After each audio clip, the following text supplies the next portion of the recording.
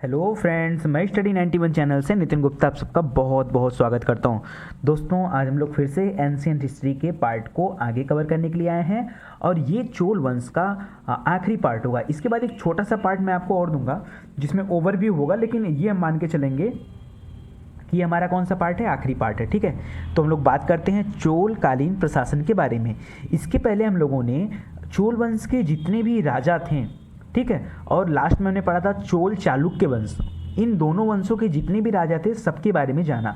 अभी ये जो इस समय हम लोग वीडियो कवर करने जा रहे हैं ना, इसमें हम लोग पढ़ेंगे कि आखिर चोल काल में सांस्कृतिक स्थिति, सामाजिक स्थिति, उसकी प्रशासनिक स्थिति, ये सारी स्थितियां कैसी थीं, ताकि हमें ये पता चल पाए कि चोल साम्राज्य जब स्थापित था भारत में, उस समय भारत की कंडीशन कैसी थी। तो आज उसके बारे में थोड़ी सी बातें करेंगे और अच्छे से इस चीज़ को कवर करेंगे। क्वेश्चन भी आते हैं, इसके लिए आप बिल्कुल चिंता मत करिएगा, इस टॉपिक से क्वेश्चन आते हैं। केंद्रीय प्रशासन में सर्वाधिक महत्वपूर्ण व्यक्ति इस समय में राजा हुआ करता था। ठीक है, चोल काल में जो सेंट्रल पावर थी वो किसके हाथों में थी? राजा के हाथ में। क्या होता था ना कि इसके पहले के समय में जो सामंत हुआ करते थे ना, वो कहीं ना कहीं ज़्यादा आगे होते थे, चालाक होते थे राजा से। ठीक है, लेकिन चोल काल में पूरा का पूरा प्रशासन का जो दायित्व था, जो कंट्रोल थी, जो पूरी की पूरी पावर थी, वो किसके हाथ में थी? वो राजा के हाथ में थी। इसका मतलब है कि शासन भी कैसा था? राजतंत्रात्मक था। जो राजा का ज्येष्ठ लड़का होता था वो राजकुमार बनता था और आगे चल के फिर वही राजा बनता था। ठीक है, तो ये राजतंत्रात्मक शासन था। राजा जो है वो तमाम उपाधियां धारण करते थे, जैसे चक्रवर्तीगल, सम्राट, त्रिलोक, इस जैसी हैवी उपाधियां जो धारण करते थे।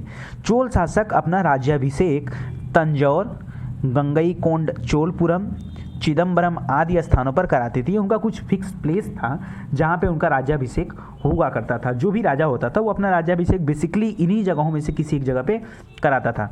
यहाँ तक कि मंदिरों में सम्राट की प्रतिमा भी स्थापित की जाती थी, यानी जो राजा होता था उसको भगवान की तरह पूजा भी जाता था और उनकी प्रतिमा भी स्थापित की जाती थी। लेकिन कब? मृत्यु के बाद। और किस रूप में? देवता के रूप में। जीते जी नहीं पूजा होती थी, जब उस राजा की मृत्यु हो जाती थी उसके बाद उसकी पूजा की जाती थी। ठीक है, इसका उदाहरण अगर आपको देखना है तो तंजौर के मंदिर में परांतक द्वितीय और राजेंद्र चोल दोनों की मूर्तियां वहां पे स्थापित हैं। उनको देखकर यह जायज़ा लगाया गया कि हाँ, ये बातें बिल्कुल सत्य हैं। उस समय में राजाओं की पूजा होती थी किस रूप में? देवता के रूप में। तो अभी पिछले जितने भी हम लोगों ने वंश पढ़े उसमें कहीं ऐसा नहीं पढ़ा था हम लोगों ने कि कहीं किसी देवता के रूप में राजा की पूजा हो, लेकिन चोल काल में ये नई चीज़ देखने को हमें मिली है। इसके बाद देखिए, अगर हम बात करें प्रशासन की, ठीक है, शासन प्रशासन की बात करें तो जो प्रशासन था वो बेसिकली 6 हिस्सों में बटा हुआ था। ठीक है, और जो अधिकारी थे, 2 तरह के अधिकारी थे। एक उच्च श्रेणी के अधिकारी यानी ऊपरी श्रेणी के, और दूसरे थे निम्न श्रेणी के अधिकारी। उच्च श्रेणी के अधिकारी को पेरुंदनम कहा जाता था। पेरुंदनम याद रहेगा आपको, पेरुंदनम। और निम्न श्रेणी के सिरुंदनम। पेरुंदनम और सिरुंदनम, ये 2 तरह के अधिकारी होते थे। उनका नाम होता था, अधिकारियों को इसी नाम से पुकारा जाता था। और पूरे के पूरे प्रशासन का जो वर्गीकरण था वो इन 6 हिस्सों में था। पूरा का पूरा वर्गीकरण 6 भागों में बटा था। सबसे बड़ा होता था राज्य। राज्य का पूरा कंट्रोल राजा के हाथ में हुआ करता था। दूसरा होता था मंडलम, राज्य के बाद मंडलम। ठीक है, आज भी मंडल हुआ करते थे। ठीक है, आज भी मंडल हुआ करते हैं, थे नहीं। और मंडलम का चार्ज किसके पास हुआ करता था? राजकुमार के पास। इसके बाद होता था कोट्टम। ठीक है, मंडलम जो होता 2 भागों में बटा होता था, कोट्टम और वलनाडु। ठीक है, और ये देखते हैं फिर कोट्टम के बाद वलनाडु के बाद नाडु। ठीक है, और नाडु के बाद कुर्रम। ये कुल 6 पार्ट हो गए, कुल 6 प्रांतों में बटा हुआ था पूरा का पूरा चोल प्रशासन। अगर हम बात नाडु की करें, बड़ा फेमस है नाडु। नाडु में सभा हुआ करती थी।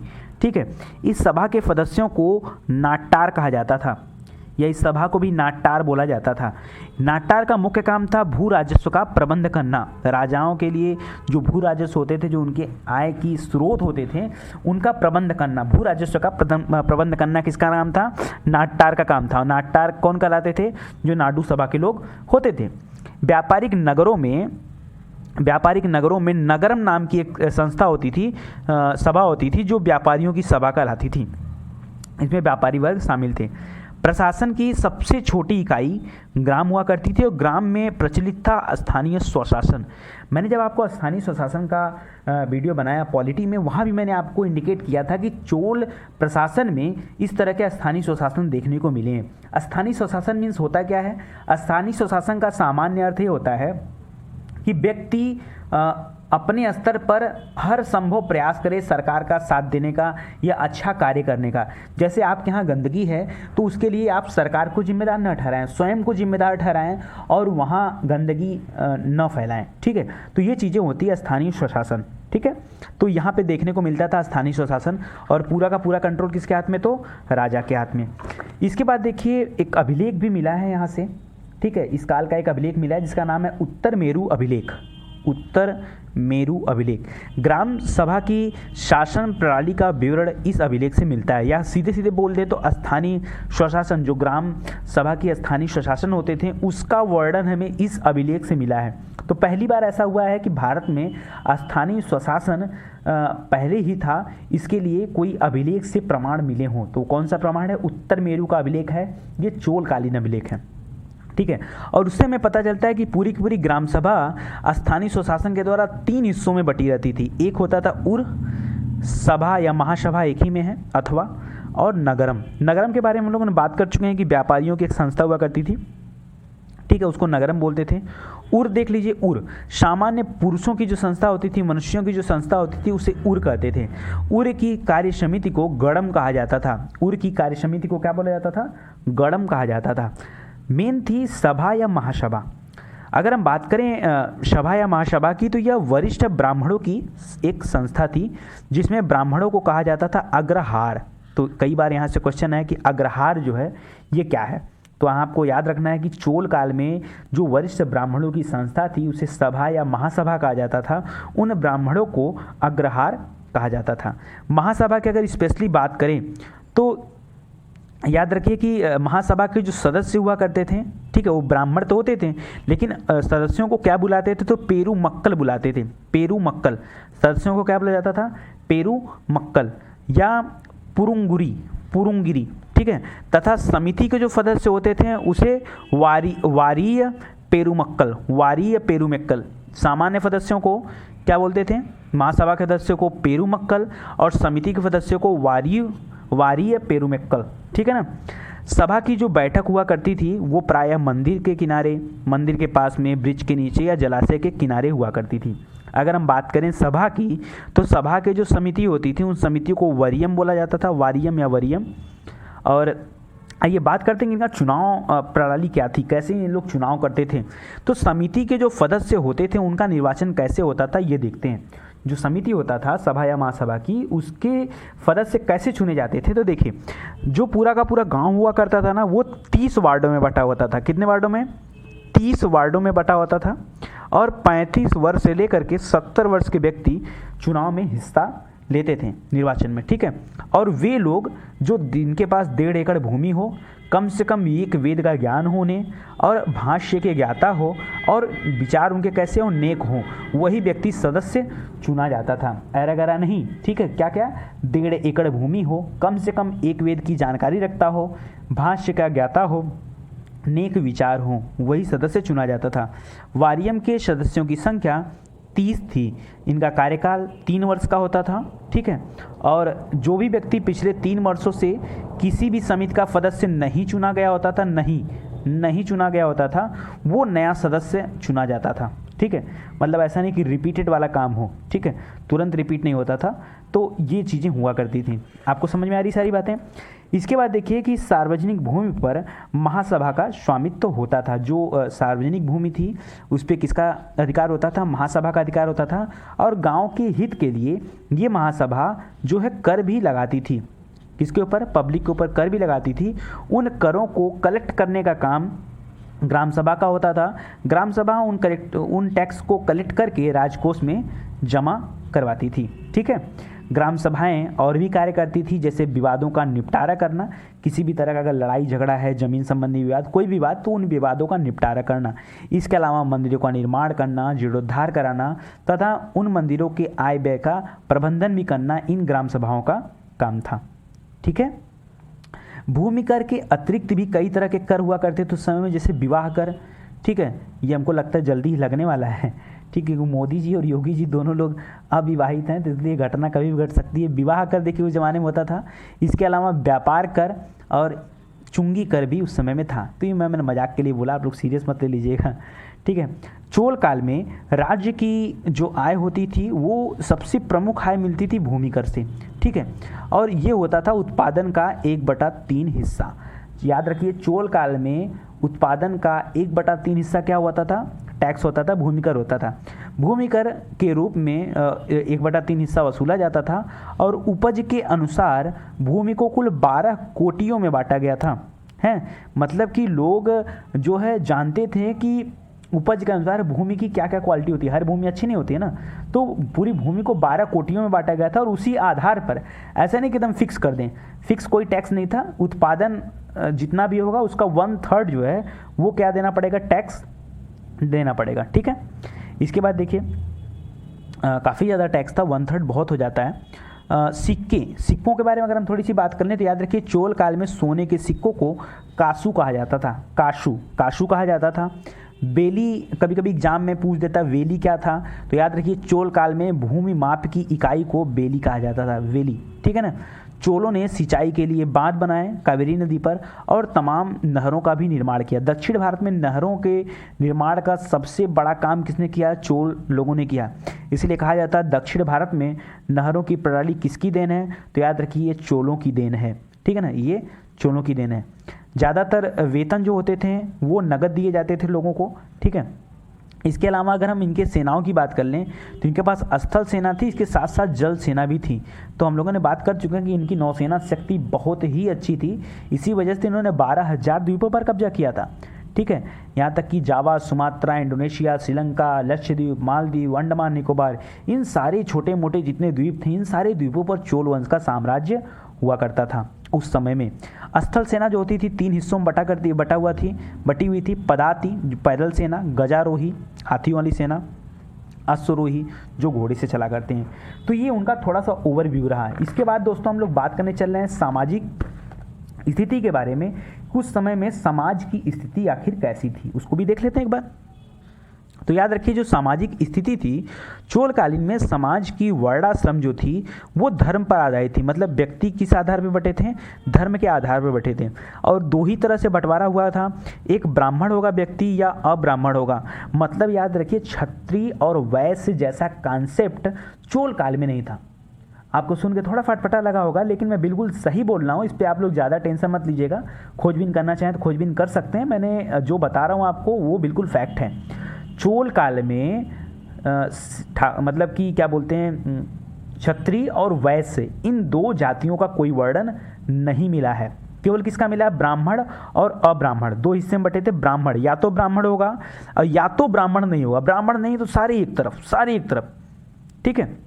याद रखिए इन अब्राह्मणों को छूत की संज्ञा दी जाती थी या शूद्र बोला जाता था, शूद्र। बेल्लाल जो होते थे शूद्र कृषक होते थे, ठीक है।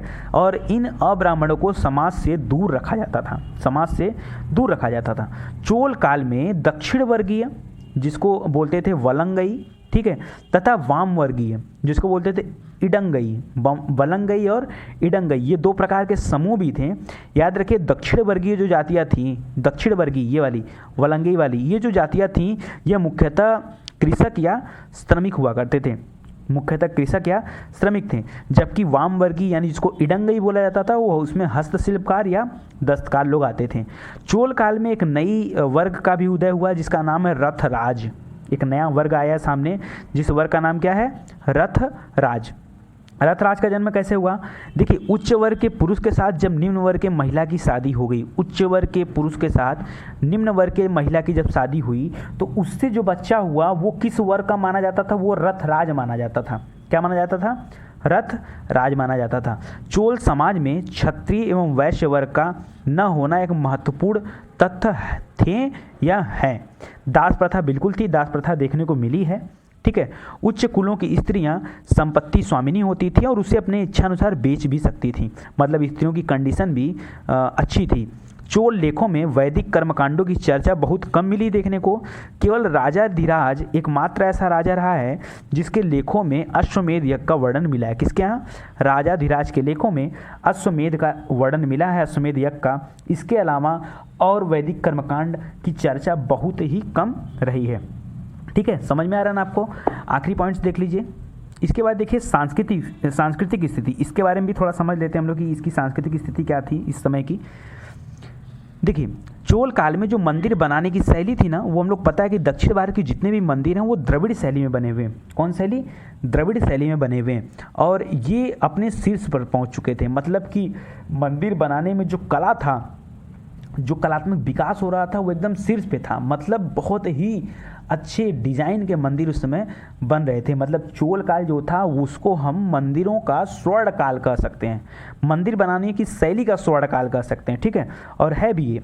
मुख्य विशेषताएं जो हैं वो हैं कि वर्गाकार मंदिर बनते थे, ऊंचे विमान टाइप के मंदिर बनते थे, मंडप बनाया जाता था मंदिरों पर, गोपुरम बनाया जाता था, कलापूर्ण स्तंभ बनाए जाते थे, और बृहद सदन, बड़े बड़े सदन रूपी हाल टाइप में बनाए होते थे। डिजाइन होती थी। अगर आप दक्षिण भारत के मंदिर देखेंगे तो ऊपर आपको मंदिरों पर बेहतरीन कलाकृतियां देखने को मिलेंगी। उत्तर भारत में ऐसी कोई कलाकृति देखने को नहीं मिलती है। ठीक है, लेकिन दक्षिण भारत के हर एक मंदिरों पे आपको ऐसी कलाकृति मिलेगी। वो उनका एक खास नमूना होता था। और मैक्सिमम जो सबसे अच्छी कलाकृतियां देखने को मिली हैं वो सारे के सारे मंदिर किस काल में बने हुए हैं? तो चोल काल में बने हुए हैं। क्योंकि चोल काल में ये मंदिर जो है अपने स्वर्ण काल की स्थिति में थे। राजा राज प्रथम की अगर हम बात करें तो राजा राज प्रथम ने तंजौर का बृहदेश्वर मंदिर बनवाया, बृहदेश्वर मंदिर तंजौर में। और ये द्रविड़ शिल्प कला का सर्वोत्तम नमूना है। इससे अच्छा नमूना आपको देखने को नहीं मिल सकता। तो एक बार आप जरूर जाइए, अगर कभी दक्षिण भारत जाते हैं तो तंजौर जाकर ये बृहदेश्वर मंदिर जरूर देखें। इस काल में पाषाण मूर्तियों से भी अधिक धातु की मूर्तियाँ बनाई गई। और धातु में भी कौन सा धातु? तो याद रखें, कांस्य धातुओं की मूर्तियों का निर्माण हुआ। मतलब जितनी मूर्तियाँ अभी तक पाषाण से बनाई गई थी, पत्थरों से बनाई गई थी, उनसे अधिक धातुओं की मूर्तियाँ प्रचलित हुई। चोल काल में एक नया चीज़ क्या हुआ कि पत्थरों से मूर्तियाँ ना बन के किस तरह की मूर्तियाँ बननी शुरू हुई? धातुओं से मूर्तियाँ बननी शुरू हुई। और धातु में कौन सा धातु? स्पेशली कांस्य। और मूर्तियों में किस टाइप की मूर्ति? तो नटराज मूर्ति। नटराज जो शिव की प्रतिमा मानी जाती है, वो नटराज टाइप की मूर्तियाँ इस समय में ज़्यादा बनी। इससे पता चलता है कि उस समय के लोग शैव मत को ज़्यादा फॉलो करते थे। और शैव मत वाकई उस समय का सबसे प्रसिद्ध जो है ये धर्म था, शैव धर्म। ठीक है, ईंटों के स्थान पर पत्थरों का प्रयोग आरंभ हुआ। देखिए, एक तरफ मूर्तियों में पत्थरों से लोग कट कर धातु की तरफ गए, और मंदिरों में ईंटों की तरफ कट के कहाँ पे आ गए? पत्थरों की तरफ। तो ईंटों के स्थान पर पत्थरों का प्रयोग चोलों के काल में ही आरंभ हुआ। इसका उदाहरण आप दे सकते हैं मामल्लपुरम के मंदिर में और कांचीपुरम के मंदिरों में। दोनों मंदिरों में एक बेहतरीन नमूना देखने को मिलेगा किसका? पत्थरों का। ठीक है, चोल नरेशों ने शैव संतों को ही अपना राजगुरु नियुक्त किया। और ऐसा नहीं है कि वैष्णव धर्म का तिरस्कार हुआ, उसमें वैष्णव धर्म का भी अच्छा खासा प्रचार प्रसार हुआ। आलावार जो संत हैं, आलावार संत दोस्तों वैष्णव धर्म के संतों को कहा जाता है। आलावार संतों के स्थान पे इनको आचार्य की संज्ञा दी गई, आचार्य। और पहले आचार्य माने जाते हैं नाथ मुनि। पहले आचार्य कौन माने जाते हैं?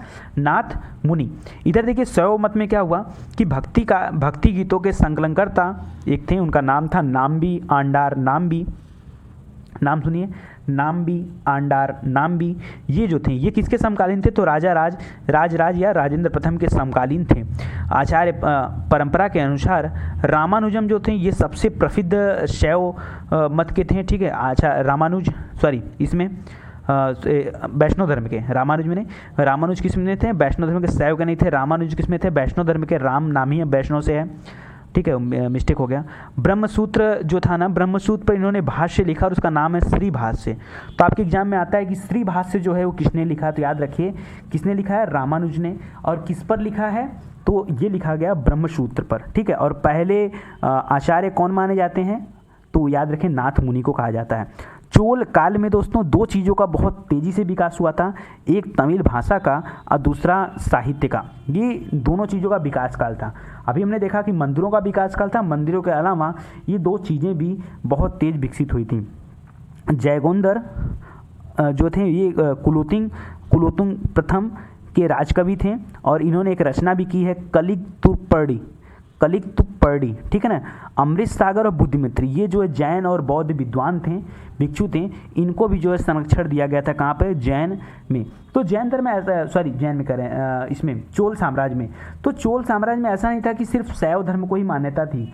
शैव के अलावा हमने देखा वैष्णव धर्म और इसके अलावा जैन और बौद्ध, मतलब एक तरह से कह सकते हैं कि धर्म निरपेक्ष राज्य जैसा था माहौल, फिर भी शैव मत को थोड़ा सा ज़्यादा प्रचार प्रसार किया गया। कंबन का नाम आपने सुना होगा। कंबन ने लिखा है तमिल भाषा में रामायण लिखा है जिसका नाम है रामावतारम, ठीक है, और यह तमिल साहित्य का सबसे बड़ा महाकाव्य माना जाता है। ये भी जो है किस समय में थे? चोल कालीन समय में ही ये थे कंबन, ठीक है ना। तो इस तरह से दोस्तों ये हमारा वीडियो यहाँ भी समाप्त होता है। आप देख रहे हैं स्टडी 91 और मैं हूँ नितिन गुप्ता। दोस्तों आपसे कुछ विनम्र निवेदन मैं करना चाहता हूँ कि प्लीज़ अगर वीडियो पे ऐड आता है तो उस ऐड को पूरा देखा करिए, ऐड को स्किप मत किया करिए। थोड़ा सा समय बचाने से आपका बहुत समय नहीं बच जाएगा। ऊपर आपके जब ऐड आता है ना तो ऊपर एक ऑप्शन दिया होता है विजिट, उस विजिट पे क्लिक किया करिए, विजिट एडवर्टीजमेंट, ठीक है ना, उस पर क्लिक किया करिए अगर 1 मिनट का समय हो तो। अदरवाइज कोई बात नहीं, मैं आपको प्रेशराइज नहीं कर रहा हूँ, आपसे कह सकता हूँ अगर आप बात मानोगे हमारी तो हमको अच्छा लगेगा, ठीक है। और वीडियो को ज़रूर से शेयर करिए क्योंकि ऐसे लोग जिनको पढ़ने का मौका नहीं मिल पा रहा उनको एक मौका मिलना चाहिए और जो ज़रूरतमंद है उनके यहाँ तक ये वीडियो पहुँचे, इसके लिए ज़रूरी का वीडियो को शेयर ज़रूर करें, ठीक है। और कोई दिक्कत परेशानी होती है तो कमेंट में बताएं। चलिए बहुत बहुत धन्यवाद आपका, थैंक यू सो मच।